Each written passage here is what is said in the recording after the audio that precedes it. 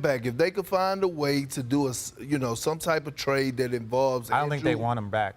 Andrew Wiggins cannot finish, okay? Andrew Wiggins. Oh, we doing and that bring now? Kevin Durant back. I would love to see it. I would love to see it. Hell, I think they would love to see it because we all know and they know it's hard to win a championship, but it's hard to defend going back into the following season because guess what? Teams get better. Why not you? They don't want him back. That's the best part. It really is. Part of that clip. Thanks, RJ. Oh, we're doing for this that. now? So, Courtney, I'm going to ask you this. If Kevin Durant had to go back to a former team, would you rather see him go to the Warriors or to OKC? OKC. I love a career arc where everything comes full circle. And I've been trying to run some of these scenarios through my head. Who would I rather see him play with, SGA or Chet Holmgren, who the Oklahoma City Thunder just took 2nd overall last week? Because you're not going to see both. Unless you're going to orchestrate a third team in here, which I don't have the brain power to do. I would like to see him play with the Slim Reaper with Chet Holmgren. Okay. I'd like to see that take place for Kevin Durant to go back to where it all started and see what you can do. But if I'm thinking realistically, they're not going to scrap a multi-year rebuild for someone who at this point, 4 years of Kevin Durant would be awesome, don't get me wrong, but It just doesn't feel like it would align perfectly with what the Oklahoma City Thunder are trying to do, but I'd much rather see that than him go back to the Golden State Warriors, a team that he left after winning 2 championships, to start something new. Didn't he seem to be the happiest as a ball player in Oklahoma City when everything was fresh and brand new, rising up that city, NBA franchise after they moved from Seattle, Oklahoma City? It seemed that that's when Kevin Durant was at his happiest because there was no pressure on him. Right. Nobody thought that Oklahoma City would want to be in that Western Conference power that made the NBA Finals when he, James Harden, and Russell Westbrook were together along with Serge Ibaka. That's when I thought that Kevin Durant was at his happiest. Yeah, Golden State, although can you imagine that happen? That'd be the best Draymond Green podcast ever if he decided to go back to Golden They would State. need to bring DeMarcus Cousins back Oh, my goodness. keep everybody apart. When DeMarcus Cousins is the voice of reason, you That's you can't not go back. Since we're doing the whole Ben Affleck, J-Lo backsliding thing here, if he's going to go to 1X, to me, it can't be Golden State. It's got to be Oklahoma City. Golden State's like, look, to Richard Jefferson's point, we don't need you. We won before you got here. We won after you got here. You had to win with us. Right. You had to win with us. We proved we could win with you. But he was still the MVP, Finals MVP. I mean, Steph Curry should have gotten one of those. He should have gotten one of those. That's good for him. Oh, So okay. nobody wants him in Golden State. No one needs to I'm see with that. Richard Jefferson. I'll say I want him to I do don't that. think they want him back. Did you just mimic Richard voice Jefferson? inside the That was a weird Wow. voice. Wow. That's not my impersonation. It's just a voice coming from the corner I just of the want to room. make sure I we didn't see stand. him. I don't want Richard Jefferson giving you want him to hate me, giving you yeah. strays. I don't want that to happen now. Oh my gosh, I love it. It was great. 5-year, $270 million Supermax extension. He is now secured for Denver for a total of 6 seasons for $303 million. So obviously 2 great players getting a bag. You'll have to see it. Courtney, I'm going to go to you first. Who do you think is more likely to win a title?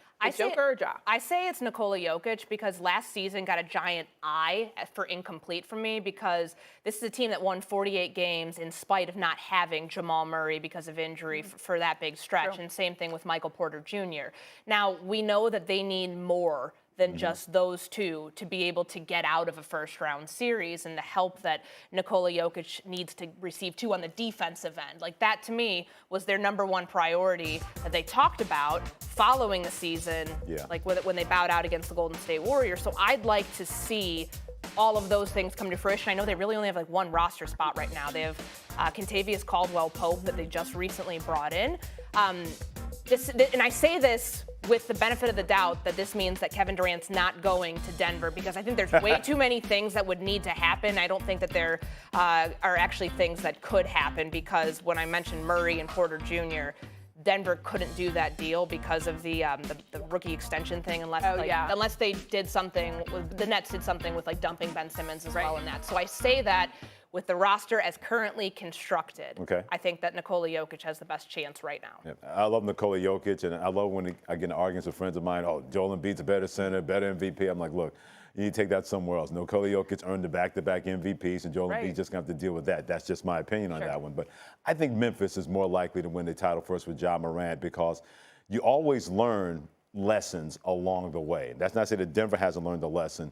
I still worry about Denver, Michael Porter Jr. When you have back injuries, that's always a concern with me. Jamal Murray's a beast, though. There's no doubt about that for the Denver Nuggets, what he's able to do to be a perfect complement to Nikola Jokic. But they got some kind of squad in Memphis where I like to call them Noah's Ark. They got two of everything. It doesn't matter if it's a point guard where you got Ja Morant, Tyus Jones. They re-signed him to back him up. Jaren Jackson Jr., I think is going to be a really continued new age kind of center that can play inside and outside. You got Desmond Bane. You got Dylan Brooks. Taylor Jenkins is an outstanding coach. Always has them well prepared. Allows them to free flow a little bit. He reminds me so much of Micah Malone, what he does as coach of the Denver Nuggets. But Jokic is an animal in a good way. That Ja Morant guy is an animal of the 25th power. He is not going to back down from anybody. He's going to make those kind of tough plays. And I just think the way that he's able to have that killer instinct and lead his basketball team that's the dividing line for me. Who's going to win the title first between Ja Morant and Nikola Jokic in Denver? To your point on that, with the head coach who knows how to make sure that his superstar can stay healthy. Like, I think this is honestly a toss-up. You could pick either one of these. And, sure. You know, the Memphis Grizzlies have put the Golden State Warriors on notice in the West that they're going to be around for a while. The reason they're going to be around for a while is because that team knows how to manage Ja Morant, who, you know, we've talked about this. I think he's the bounciest player in the NBA for a reason. Keep him healthy. Sure. And the head coach knows, Taylor Jenkins knows how to do that. He's talked about that, not sacrificing the right now for the long term when it comes to Ja Morant. And Ja Morant's got to do the same thing, too. And the Grizzlies got all the young guys. They want all the smoke. They're tweeting. I love it. I love it so much. That was a cute little conversation about anybody else in the NBA. We got to get back to. I don't know what he's going to do on a day-to-day basis, but does he make the Lakers title contenders? There's too many other question marks for me with this roster in order to go all in on that. And if I'm thinking if Kyrie Irving gets to LA, I think we said this earlier this week, what happens to Russ? Isn't he being traded somewhere else? Like, when we're talking about the feasibility of those two playing together somewhere, Kyrie Irving and Kevin Durant, and you think about the Lakers, aren't you also thinking that Anthony Davis is out and Russell Westbrook's out and both of those guys are going to the Brooklyn Nets because you're swapping because of the salaries?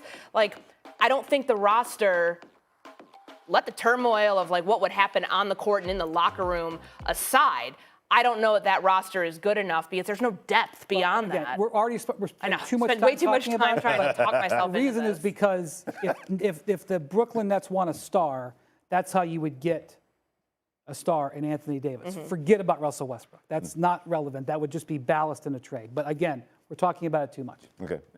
I don't think Kyrie, at this point of his career, makes anybody a title team based on previous events. I know he's a gifted playmaker, and I don't know if he's a top 5 player. I got 7 players right now: Giannis, Steph, KD, LeBron, Jokic, Embiid. I take over Kyrie Irving that are less of a pain in the you-know-what than that guy from that standpoint. So I don't think he makes anybody a title team because everything that comes with him.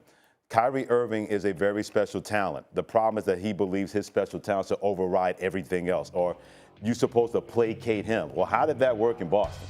How did that work in Cleveland? How did that work in Brooklyn, where it became a colossal failure? So if you bring in Kyrie Irving and you have to clearly understand that you have to do these things, that leads to not being a title team. Well, this is the problem, Freddie. First off, he makes $36 million.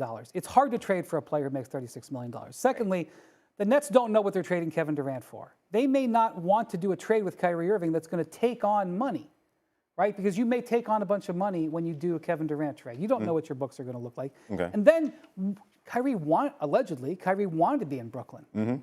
Allegedly. Look at the way he treated the dudes across the river there. What happens if he gets traded to a place he doesn't want to be this year?